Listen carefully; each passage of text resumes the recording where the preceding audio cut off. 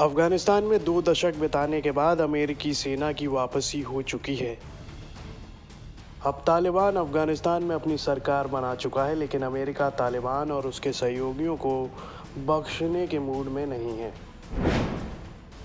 America की Republican party के 22 सांसदों ने अमेरिकी सीनेट में एक विधेयक पेश किया है। एंटी तालिबान नाम के इस विधेयक को लेकर पाकिस्तान में भी काफ़ी नाराज़गी देखने को मिल रही है। दरअसल इस विधेयक में तालिबान को तो बैन करने की बात हो रही है, साथ ही तालिबान के समर्थक देशों पर भी शिकंजा कसने की तैयारी है। इस बिल को लेकर पाकिस्तान के विदेश मंत्रालय ने भी आपत्ति जाहिर की है और इसे गैर ज़रूरी बताया है।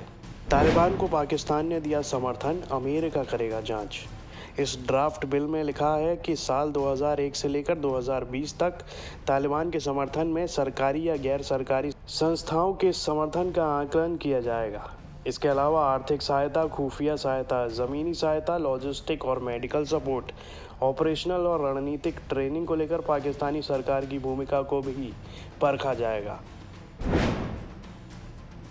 इस ड्राफ्ट बिल में ये भी लिखा गया है कि काबुल में सरकार गिराने के लिए तालिबान के हमले का समर्थन करने में सरकारी या गैर सरकारी संस्थाओं के साथ साथ पाकिस्तान सरकार की भूमिका के बारे में भी आकलन किया जाएगा।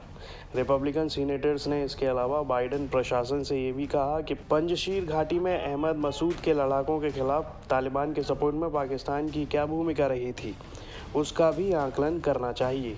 57 पेजों के इस बिल का नाम Afghanistan counter terrorism oversight and accountability act है।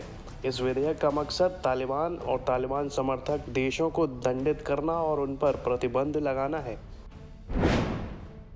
पाकिस्तान की मानवाधिकार मंत्री इस विधेयक को लेकर अमेरिका की ज़बरदस्त आलोचना कर चुकी हैं और ये भी कह चुकी हैं कि अमेरिका का साथ निभाने के चलते पाकिस्तान को बड़ी कीमत चुकानी पड़ रही है। पाकिस्तान ने नहीं दिया तालिबान को मिलिट्री सपोर्ट। पाकिस्तान के विदेश कार्यालय के प्रवक्ता इफ्तिखार ने इस मामले में कहा कि हम देख रहे हैं कि वॉशिंगटन में मीडिया और कैपिटल हिल में एक बहस चल रही है जिसमें अफगानिस्तान से अमेरिका की वापसी की परिस्थितियों को लेकर मंथन किया जा रहा है। ऐसा जान पड़ता है कि अमेरिकी सीनेट में कुछ सीनेट रिपब्लिकन्स द्वारा तैयार किया गया नया ड्राफ्ट बिल इसी दिशा में एक कदम है। इस कानून में पाकिस्तान को कुछ जगहों पर इस्तेमाल किया है जो पूरी तरह से गैर ज़रूरी था। वहीं पाकिस्तान के मंत्री शेख राशिद ने कहा कि पाकिस्तान ने तालिबान को सैन्य सुरक्षा प्रदान नहीं की है। पाकिस्तान के साथ जो हो रहा है वो पहले से भी बदतर है।